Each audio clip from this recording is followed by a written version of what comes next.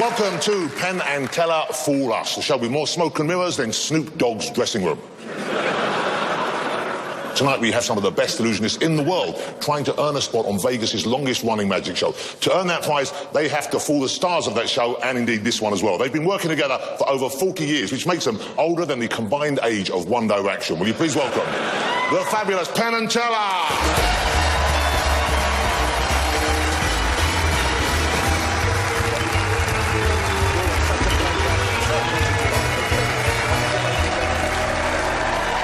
Take a seat, gentlemen.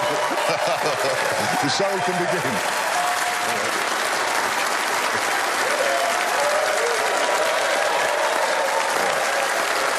Okay, let's get this started. Now it's time to meet our first potential fooler. I'm Jay Sankey, and I'm from Toronto, Canada. I think, like a lot of illusionists, I'm a bit disillusioned, and I find that one of the best ways for me to get in touch with, wonder and mystery and all that is teaching magic. If we don't share the real secrets with anybody, magic will be dead in a generation. And so that's when I really started producing instructional videos for my magic fans all over the world. I've also been really influenced by the surreal artists. People like Magritte, Banksy, Salvador Dali. I think it would be great if everybody who watches this show ultimately is inspired to learn more about the art and science of magic. I also hope I don't die on stage. Will you please welcome Mr. Jay Sankey? Thank you so much. Thank you. What a treat to be here. Good evening. My name is Jay Sankey, and I've been lucky enough to be performing and creating magic for more than 30 years. And people often ask me, what are the influences behind the tricks? Where do I get my inspiration? And I get it from everywhere. But one thing that has inspired a lot of my illusions over the years is the real magic of fire. I love fire. I love the way it looks, love the way it smells, the way it tastes, maybe not so much. I learned that the hard way once. But fire can do so many really cool things. Here's a very simple example. We know that off the flame comes heat. And with heat, if I hold the pack over it, watch what happens. Just a little bit, a card will float right up out of the pack. Now, that's just a very simple example. Let's up the ante here. We're going to go from cards and cardboard to metal. And for this, I'm going to be using a stapler, or as we call it in Canada, a lethal weapon. Okay, I'm going to use this. I'm going to use this in just a second. Now, how many people here, show of hands, how many people have ever seen, maybe in an old movie, a set table with a tablecloth and forks and knives and spoons and everything, and somebody yanks out the tablecloth and everything stays on? How many people? Yeah, of course. I'm going to try to do that now in a very kind of down-to-earth way. But instead of a tablecloth, I'm going to use a couple of cards. The cards I'm going to use are going to be the 7 of hearts, okay? And I'm going to use the Queen of clubs. I'm also going to use a dollar bill. All right, a dollar bill here. Now, I'm going to put the dollar bill between the two cards, and I'm going to do this very slowly because I know magicians have a way of moving very quickly, and it's suspicious. I want you to see the bill is truly between the two, okay? To make it now, of course, if I try to pull the dollar bill out from between the two, it'd be easy now. But if I take the stapler and put a staple between all three, now it's going to be a lot harder. Jonathan, would you come over for a second? And if you can come on my right side, please. I think you're going to find it a slightly better view. Thank you so much. I know the people at the back. They can see everything, but of course they can't see the staple. So I'm going to have you help me out here. Would you please feel the staple? Is that a real staple? That is a real staple. Okay, now watch. A little heat. This is, again, the magic of fire. Little heat, and I'm hoping I'll be able to take the bill and... Wow. Just like that. Now look, are there any tears? There are any tears? There are no tears at all. And are these two cards, look at this, are they truly, examine that, you can take it in your hands. They are stapled together. They are completely joined. A small miracle, thanks to fire, a small miracle. Now, let's take it a step further. I'm going to show you a card trick, but it's not a card trick. It looks like a card trick, but it's actually a public service announcement. It is. The announcement is very simple. It's simply this. Do not, when you're going to work out, always make sure you warm up before you work out. Now, do me a favor, separate the two cards. Pull them apart. Pull them apart. This proves once again that they are... I need to work out more. Okay. There we go. And I'm going to actually remove this staple as well, because I'm going to have the two cards for your entertainment pleasure. They're going to exercise together. Watch. Both cards, they go down, they touch their toes. Kind of weird, I know. I'm a Canadian, what can I say? They go back, they touch their heels.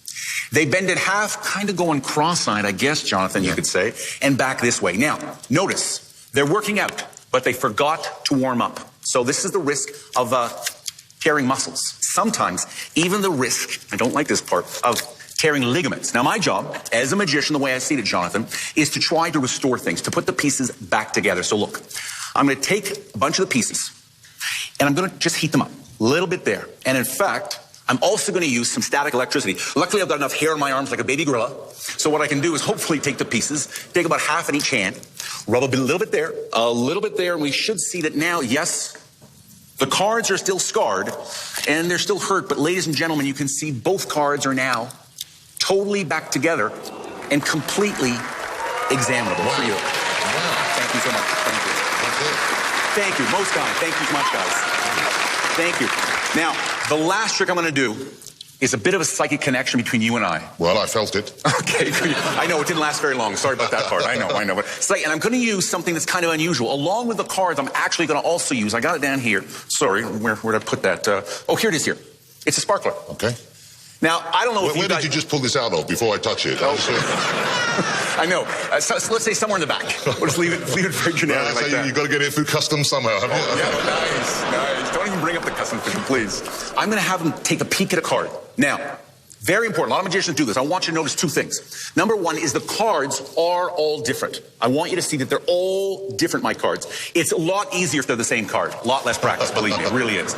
Okay, so look, I'm going to spread out the cards. Okay. I want you to touch anyone you want. Anyone? Anyone, doesn't matter. Okay, how about that one there? Okay, now I'm not even going to remove the card from the pack. I'm going to leave it sticking out of the middle of the pack, and we're not going to take it out, but I'm going to ask you to take a quick peek. Okay. A quick peek at the card. Remember, keep it in mind. Okay, got it. Will you remember it? Yes. The suit, the number, everything. Yes, all of it. Okay, all of it. Remember everything about that card. Now watch, let's try this. I'm going to take the sparkler.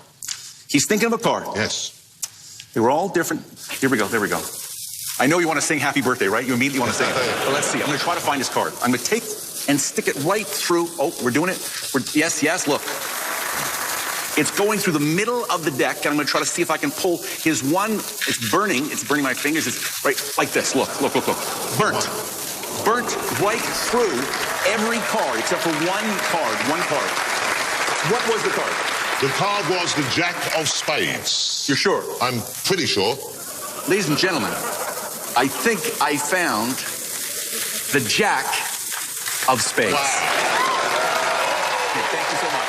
Thank you, ladies and gentlemen. Thank you. Thank you.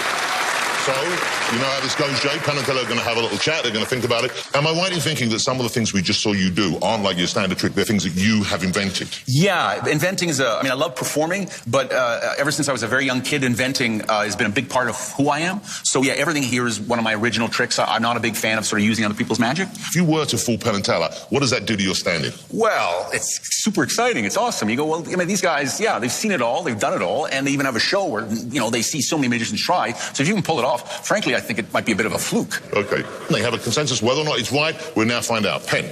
Well, one of the things that magicians hardly ever bother doing, and it's to their detriment, is giving an overall theme.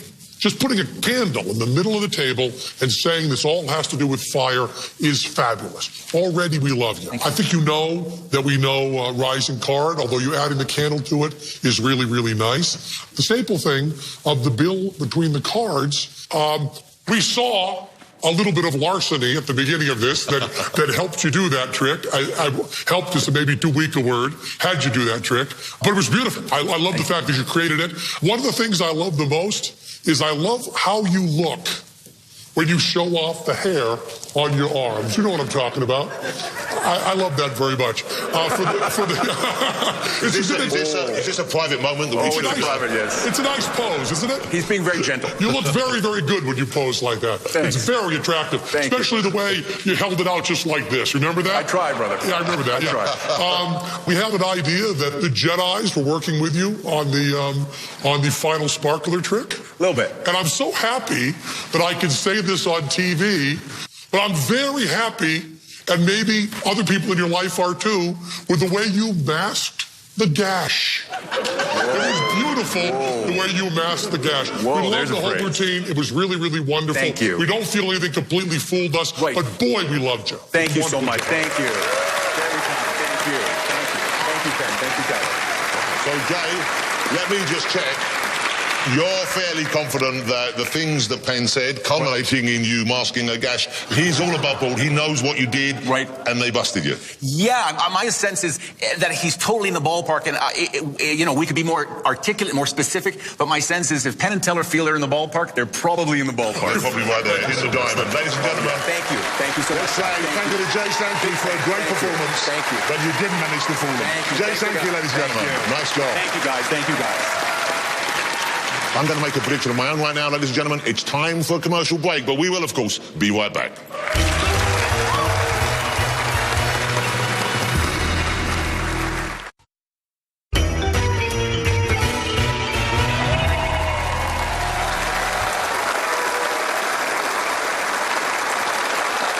Welcome back to Penn and Teller Fool Us, where magicians try to trick two of the all-time greats. Let's see if our next act is up to the task.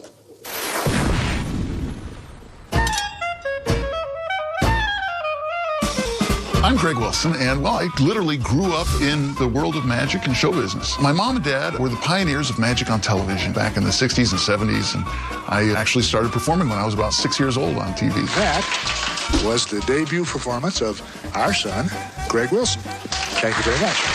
Of course, when I was younger, I wanted to be the cutting-edge, cool guy doing all the hip new stuff. And then I realized that the classics are really cool.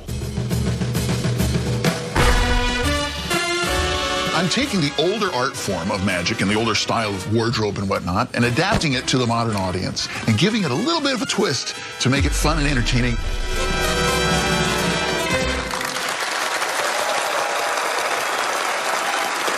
Our next magician is a second-generation performer. His dad performed in a show called Magic of Alakazam, a wonderful place which I believe today we call Istanbul. Will you please welcome Mr. Greg Wilson?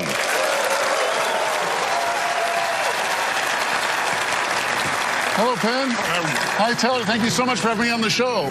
Would you help me out by personalizing this handkerchief by putting your autograph or making some kind of mark that makes it unique, one of a kind? I'll be back and get it in a moment. Okay. I'm going to show you my favorite illusion. It was created by my father, Mark Wilson. Let me show you my personal version. Here we go.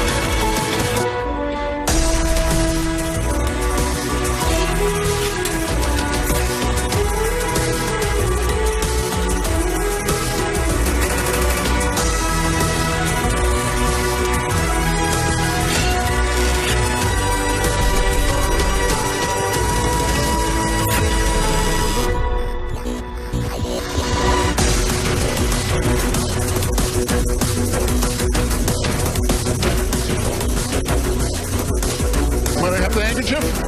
Thank you so much. I'll be back.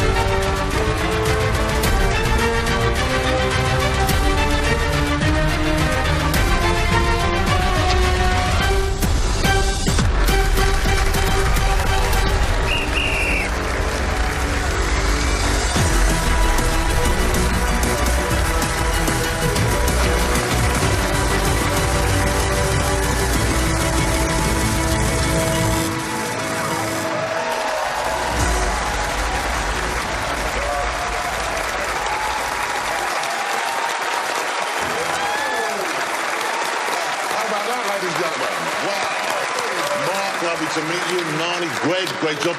I saw that when you guys walked out at the end, which was a lovely, and Penn and Teller leapt to their feet. So these guys, you must have known their work. Yes, of course. So fabulous to meet you both. Ladies and gentlemen, Mark and Nani, off you go. Thank you so much for being here. Wonderful. Mark and Nani, ladies and gentlemen. That went great. We were knocked out, weren't we, by that performance? The surprise at the end, and then the other surprise.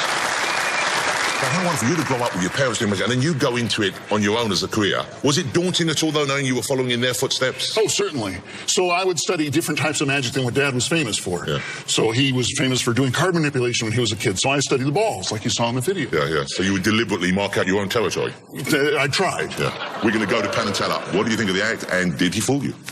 Well, 50 years ago, that trick on the magic land of Alakazam. 50 years ago, he saw that trick. And 50 years ago, when he was young, it fooled him absolutely completely. And there's a few things that we notice. When you push a box that's a little bigger than maybe it needs to be, back against a curtain that's a little further away, and maybe there's a little extra time to sign. And we have done sword boxes before, and we've seen all sorts of ways to do sword boxes, and we know lots of ways that people have done tricks that are slightly inferior to this. And then at the end of a trick, you produce Mark Wilson and Naughty Darnell, two of the best magicians in the United States of America, and you expect us to say that we aren't fooled? We are not going to do it.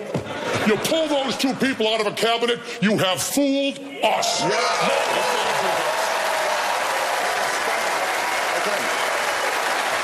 Congratulations. Wow, what a start. Come on over. Wow. Coming over. That's not the big prize. You'll be back here as part of Penn and Teller's stage show in Vegas. So, Greg, congratulations. Greg Wilson, ladies and gentlemen. Congratulations. Fellas, back to your chairs. Wow. We'll be right back with more amazing illusions, and later in the show, just for you, a special performance from Penn and Teller. So stay put.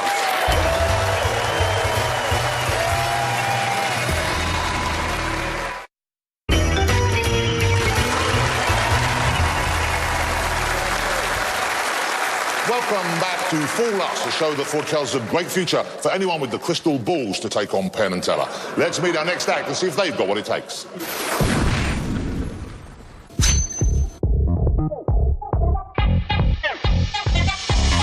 Hi, my name is Trig Watson, and I live in Dallas, Texas. So my dad is a research scientist, my mom's an editor, I'm a magician, go figure. So in college, I studied business and theater. I like to call that show business. As a performer, I'm inspired by other art forms, whether it be theater, music, even stand-up comedy. In order to be a good magician, I love to collaborate with other experts in other fields because that gives me new ideas. While a lot of magicians will buy magic effects, I like to build my own. As technology becomes more and more integrated with our everyday lives, I want to create magic with these everyday technology devices. So, can I fool Penn and Teller? I'll certainly try my best.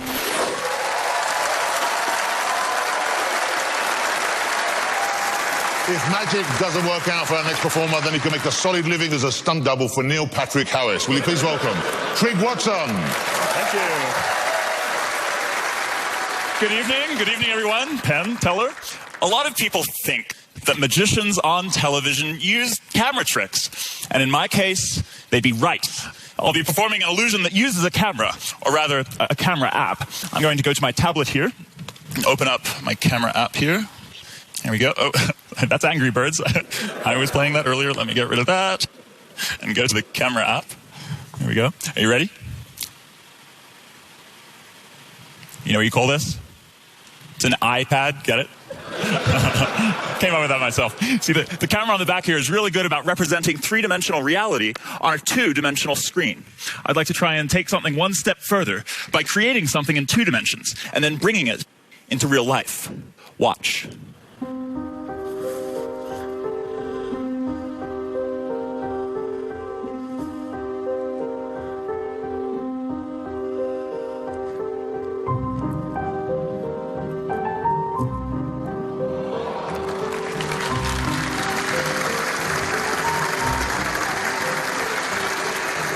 Now, of course, I realize that the screen is a little small and I'm going to be doing something that involves a few more apps. So fortunately, I came prepared. I brought along with me my own personal phone. Yes, this is a smartphone. It's the 7 Plus. Although in Penn's hands, it would be more of a 2.5. what I'm about to do, I require a little bit of assistance, and I thought, who better to help than our very own host, Mr. Jonathan Ross. My pleasure. Are you busy? Do you have a minute? I'm very happy. Pleasure meeting you. Excited to help. Come take a seat right here if you wouldn't mind. Sit here? Go ahead, Okay, take a I'll seat. sit down. Now, Jonathan, as host of Fool Us, I know that you've seen your fair share of card tricks. So today we'll be performing an app trick. I'm going to select one of these apps at random and place it over here on the microphone stand. That will serve as my prediction. Jonathan will then be choosing a random app from a similar set of apps right here. Hopefully, the app that Jonathan chooses at random will match my prediction. Now, if they don't match, Jonathan messed up. Now, Jonathan, I don't want you to see my prediction, all right, overall here on the prediction stand. So I am going to, if you don't mind, I'm going to blindfold you for the next few minutes. I have a blindfold for you to wear. Go ahead and just slip that on for me, if you wouldn't mind. I'm open to new experiences. Perfect. There you go. Jonathan, I want you to know I have your complete comfort and customer satisfaction in mind. Relax, take a break, enjoy. There you go. Feel free to take a nap. Time for me to make my prediction. Let's go with, let's see, I think we'll go with this one today. I want everyone to remember it, commit it to memory. I'm going to place it over here in the stand. Now, Jonathan is going to be choosing a random app from this set of apps. All different choices. Jonathan, you wake up now. Jonathan, wake up. It wasn't me. Welcome back. Go ahead and remove your blindfold now, if you don't mind. Welcome back. Thank you. Now, Jonathan, I know that you're probably aware that some magicians at this point may try to make you choose a certain card, try and force you to make a choice. I want you to know this is a completely free choice. Truly, pick an app, any app. Just go ahead, reach in there. Yep. Don't look, just take it out. This one here. That one right there. No, don't look at it yet. Just take it out. Perfect. Allow me to recap. I have chosen one app. One resting here on the prediction stand, chosen from a whole bunch of different apps on the phone. Now, of course, Jonathan had a lot of different choices as well. We've got 24 apps here. Jonathan, I want you to now say the name of the app out loud. Angry Birds. Seriously? You want to look? Can I see?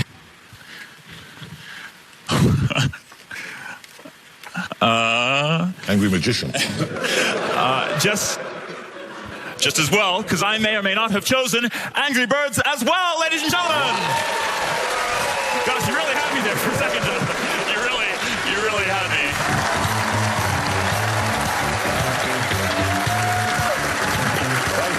Thank you, Trig. Very good.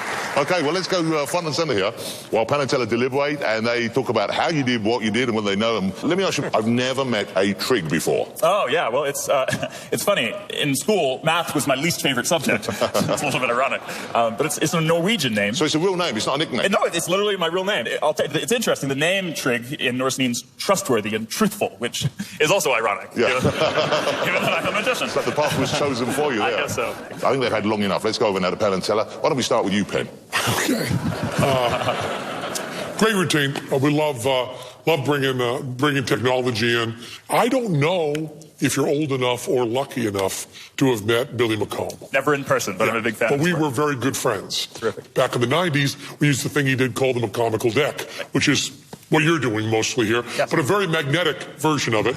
And you did the double punchlines are always great in a magic trick, to give one punchline that completely sells it and then turn it around the other way, bring out a failure. But the thing I like most about this, I think, is the fact that quick change is a really, really magical thing. And it's never used enough in magic. And using a principle of quick change in order to do another punchline on top of it was a wonderful thing. But I think we got all the details of what you did. And I like to see it as kind of a tribute to the great Billy McComb. For those of you who don't know, is one of the greatest comedy magicians who ever lived. I hope I did him justice. But let me just check. What Penn said there, was that enough for you to accept that they do know what was going on up here? Yes, I think so. Okay. Well, you did it phenomenally. They know their stuff. Thank you very much. But you were great. It was a great show, wasn't it, ladies and gentlemen? Join me in saying thank you to Trig Watson. Thank you. Trig, thank you, sir. Thank you. I love these. I want you to think of a card during this next commercial break, and when we come back, I will forget to ask you about it. Don't go away.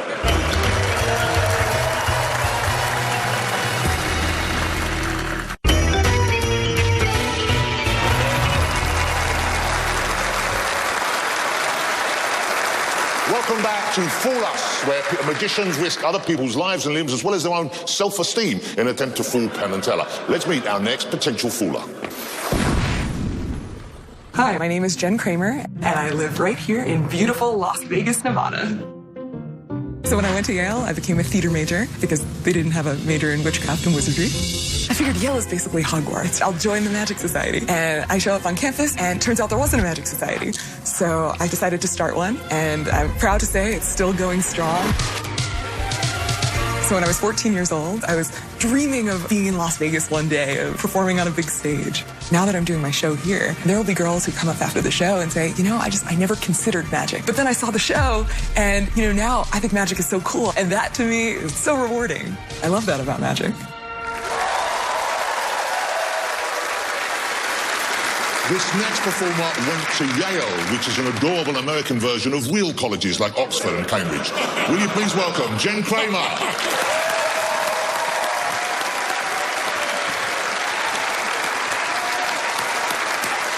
Hi, everyone. Thank you so much for that warm welcome. It is wonderful to be here with you all. I did just graduate from Yale University, and now I'm doing, thank you, now I'm doing magic full time.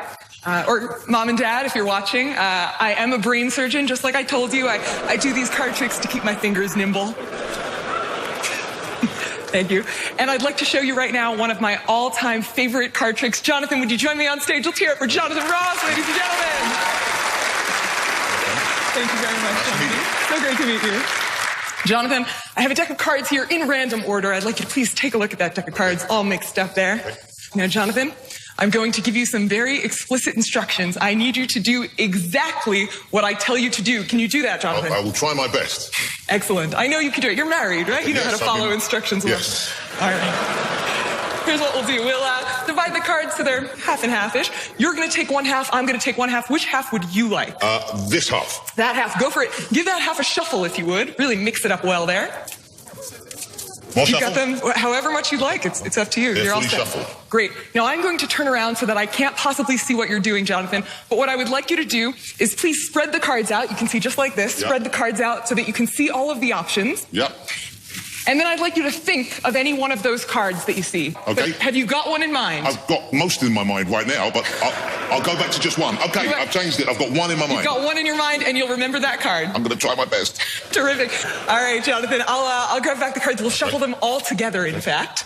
And are you ready for your next instructions? Yes. You've been doing very well following instructions so far. Make sure they're nice and mixed up. Would you hold out, you're right-handed, yes? Would you hold out your left hand, actually, because I'm going to have you deal some cards. Okay. All right, terrific. Now, this is so that the cards are entirely out of my control right now, Jonathan. You've got the cards I right have there. the power. Now, what I'm going to ask you to do is please deal the cards face down onto my palm, starting from the top of the deck until I say stop. All right, and by the way, now that the cards are completely out of my control, you can let everyone know what's the card you're just thinking of. I thought of the 8 of diamonds. The 8 of diamonds. Yes. All right, well, please go ahead, and I'd like you to start dealing down cards there until I say stop. Oh, stop. It was quick, but it was good while it lasted. I've heard that far too often in my life. Now, Jonathan, just to recap here for a moment, you looked at the cards, you were thinking in your mind of a single card, you shuffled the deck, you dealt the cards. Absolutely. Right here, the card you're thinking of, Jonathan? The 8 of diamonds? 8 of diamonds, let's see how we did. Go for it. Wow.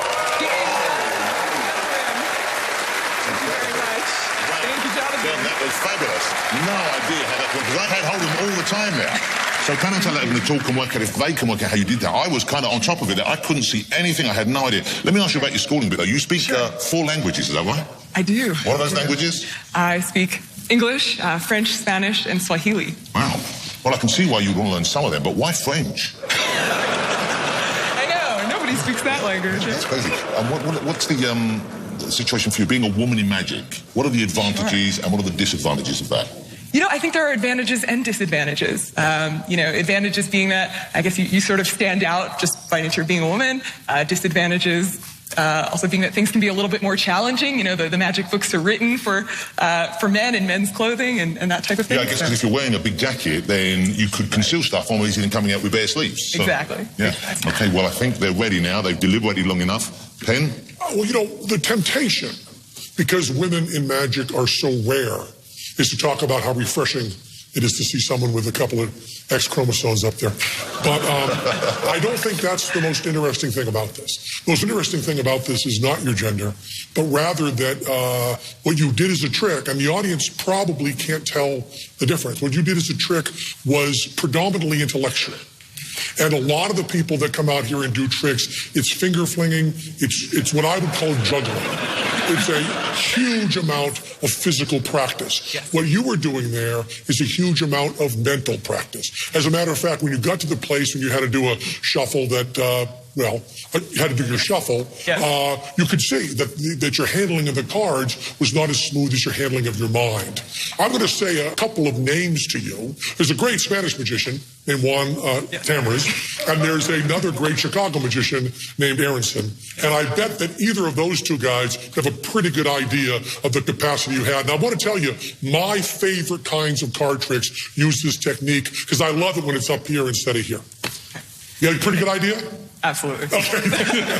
But I'm assuming that kind of the codes and the names mentioned there, that's enough for you to believe that they know what you were doing? It was all done up here, Jonathan, all done up here. Yeah. That's why I was so good to work with, because nothing was done up here. But you were fantastic. It blew us all away for sure, even if you didn't fall them. Jen was wonderful, wasn't she? Jen Kramer, ladies and gentlemen.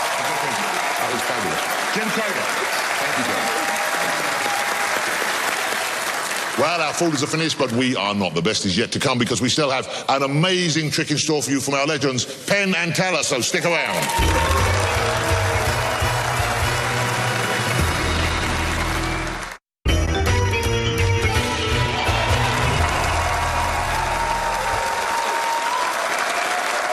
Out of all of our acts tonight, I feel confident saying our final one is, without a doubt, our most famous and definitely our best looking. It's also their show, so they may or may not have made me say that last part. Okay, it's time to see them do a trick. Ladies and gentlemen, go crazy for Penn and Teller!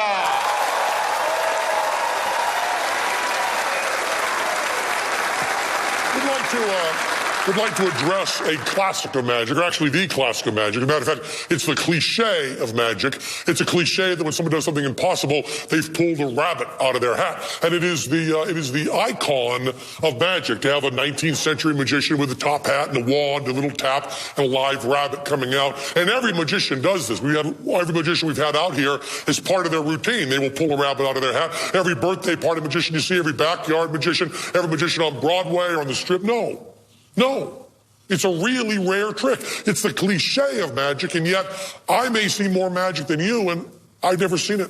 Never once seen it. Teller sees more magic than I do. He's never seen it either. We've never seen that simple trick of a top hat, a wand, a couple of taps, and out of there comes a live rabbit. There's a few reasons you haven't seen it. One is it's become an anachronism. In the 19th century, this became a cliche. Many men wore top hats in the theater. They're called opera hats. They fold up so they go into the seat. But now it's very, very rare to see a man or a woman wearing a top hat in 21st century Las Vegas. Maybe when there's cosplay in town, or maybe there's somebody who's into steampunk, we'll see one or two. Mostly we see a cowboy hat now and again, and a baseball hat or a cap. I'm just gonna loan this to you, if I may. And just, you make sure you fold it up, open it up, fold it up, open it up, put it on your head, kind of make it your own for a little while. I'm loaning it to you right here. So since they can't borrow a top hat, they'll use something else. They'll use what magicians call a silk, which is really just a handkerchief. They can do a lot of routines with those. There's a lot of magic developed for this. And they'll have a picture of a top hat on a silk, and they'll pull out a rabbit. But it's a rabbit pulled out of a picture of a top hat, not a top hat, and it's also not a real rabbit. This one's called a kicker. It's sold in magic stores, very expensive. It's a spring covered in fur, and if you puppeteer it properly, which Teller does, at least in the long shot, kind of looks like a real rabbit. It makes the magic much easier because you can compress this, you can kind of palm it, you can also hide it up your sleeve. It's easier to handle this. And it also deals with another problem, another anachronism, which is in the 19th century, we didn't really care very much how animals were treated. But the sphere of compassion for humanity has grown. In the 21st century, we insist, magicians and audiences alike, that life is treated with compassion, dignity, and respect. So it makes it really hard to do the rabbit out of the hat trick. Does anybody here have a top hat? Anybody have a top hat in the audience? Is there a top hat? You have a top hat. Can you come up here, please? Right up here, yeah. Bring your top hat with you right up here, please. Thank you so much. What is your name, please? Hello, Kat. My name is Penn. This is Teller right here, Kat. And Kat, take a look at that top hat. May I borrow the top hat back for a moment, please, Kat? Thank you so much. And now, Kat, did you get a chance to fold it up like this? I did. And you open it up like that, did all that? Did you look around on the inside? Yeah, I did. It's completely empty. Because I'm going to show this to the camera, but it's black on black. So I take a magic wand. Here's the trick that you wanted to see, the cliche. Borrowed top hat. Borrowed from Kat. Couple of taps right here. Circular gesture. And then